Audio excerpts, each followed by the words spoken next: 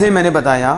کہ یہ جو علم حاصل کرنا ہر مسلم اور مسلمان پر فرض ہے، یہ سارا علم نہیں ہے کہ ٹوٹلی علم حاصل کرنا ہر مسلمان مرد اور عورت پر فرض ہے، یہ نہیں ہے، بلکہ عقائد کا علم حاصل کرنا یہ ہر مسلمان مرد اور عورت پر فرض ہے۔ انہیں پتہ ہونا چاہیے کہ ہم اللہ کو مانتے ہیں تو کیسے مانتے ہیں، ہم رسول اللہ کو مانتے ہیں، انبیاء کو مانتے ہیں تو کیسے مانتے ہیں، ہم فرشتوں کو مانتے ہیں تو کیسے مانتے ہیں۔ یہ ضروریت دین میں سے ہے، اس پر ہمارا ایمان ضروری ہے اور اس کے متعلق جاننا بھی ضروری ہے۔ اس کے ساتھ پھر جس چیز کی اس کو حاجت ہو اس کا علم حاصل کرنا ضروری ہے۔ مثلا نماز ہے تو نماز کے فرائض ہیں، نماز کی شرائط ہیں، نماز کے مفسدات ہیں کہ جس سے نماز صحیح ہو جائے، اس کا علم حاصل کرنا ہر مسلمان مرد اور عورت پر فرض ہے۔ اسی طرح جب رمضان آتا ہے تو پھر روزے کے متعلق علم حاصل کرنا وہ ضروری ہے، کیونکہ یہ ہم پہ فرض ہے، اب اس کے متعلق علم حاصل کرنا بھی ضروری ہے۔ اللہ نے مال دیا ہے صاحب نصاب، اس کے لیے بھی مال دیا تو اس کے لیے بھی علم حاصل کرنا ضروری ہے کہ میں نے زکوٰۃ دینی ہے، زمین ہے تو اس کی عشر دینا، میں نے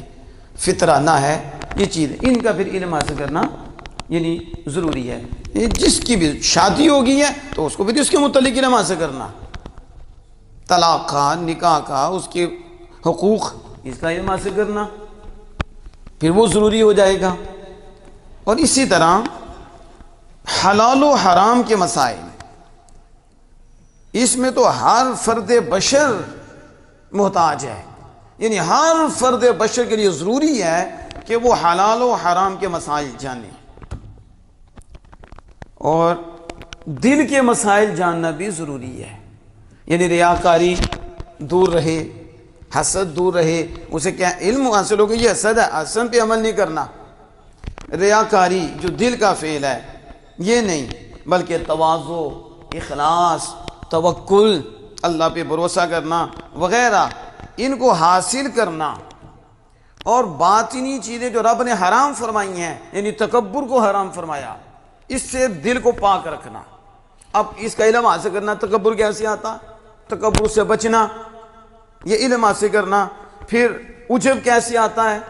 اس سے بچنا، حسد سے بچنا، حسد کرنے سے بچنا، اس کا علم حاصل کرنا، اور ان مصیبتوں سے بچنے کا علم حاصل کرنا، یہ سب پہ ضروری ہے۔ اب میں جو ابھی عرض کر رہا ہوں علم کے حوالے سے یہ بات آپ کے سامنے رکھ رہا ہوں کہ سارا علم جو ہے فرض نہیں ہے، لیکن یہ بات ہمیشہ ذہن میں رکھیں، یہ جو علم کے فرض کرنے کا حکم ہوا، علم حاصل کرنا فرض ہے،